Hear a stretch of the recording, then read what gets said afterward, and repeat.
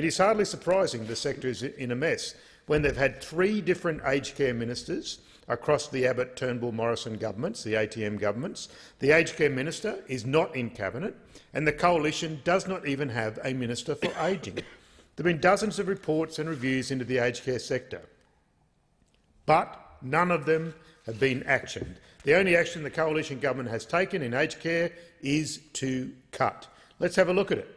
When Prime Minister Morrison was Treasurer, the member for Cook was responsible for ripping out almost $2 billion from the care of older Australians, at a time when the number of older Australians is increasing.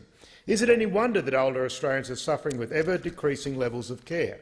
In 2012, under a Labor government, Labor introduced the Living Longer, Living Better reforms. These reforms were designed to deliver important benefits to older Australians, such as more support and care at home, better access to residential care, increased recognition of carers, recognition of those from culturally diverse backgrounds, more support for those with dementia and better access to information. The main focus of Labor's reforms were to give older Australians a choice and to provide them with the support to live independently in their homes for as long as possible.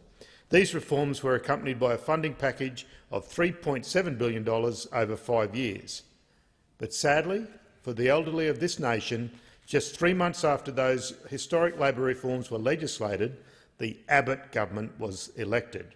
Since then, the coalition government has shown almost a complete lack of commitment to Australia's aged care system.